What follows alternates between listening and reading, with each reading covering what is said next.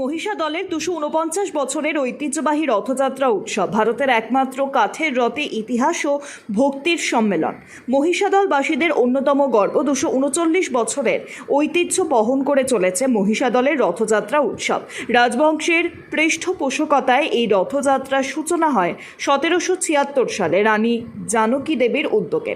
মিলন মেলার উদ্দেশ্যে রথ নির্মাণ শুরু হলেও তা তার জীবদ্দশায় শুরু হয়নি। পরে 1805 সালে রাজবংশের মতিলাল পাড়ের এক সময় সেই রথ প্রথম রথযাত্রায় ব্যবহৃত হয়। পুরী ও মাহেশের পর ভারতের অন্যতম প্রাচীন ও বিশিষ্ট রথযাত্রা হিসেবে মহিষাদলের রথের পরিচিতি রয়েছে।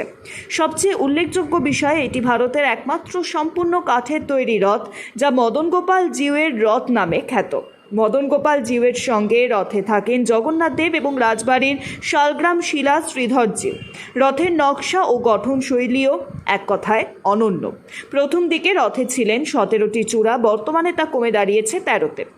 আর এই বিশাল কাঠের রথটির উচ্চতা প্রায় 55 ফুট, তবে কলস ও ধ্বজা বসানোর পরে তা 70 ফুটেরও বেশি হয়ে দাঁড়ায়।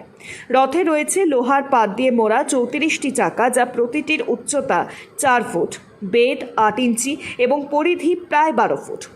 প্রথম রথ নির্মাণে খরচ হয়েছিল প্রায় 64,000 টাকা, যা সেই সময়কার হিসেবে বিশাল অঙ্ক। আজও রাজবাড়ির ঐতিহ্য মেনেই পালিত হয় রথযাত্রা। রাজপরিবার ও স্থানীয় বাসিন্দাদের মিলিত অংশগ্রহণে এই উৎসব শুরু ধর্মীয় উৎসব নয়, সামাজিক মিলন মেলাও বটে। মহিষা দলের এই রথযাত্রা আজও ইতিহাস, শিল্প ও সংস্কৃতির এক অপূর্ব দৃষ্টান্ত হয়ে রয়েছে পূর্ব মেদিনীপুরের গর্বে।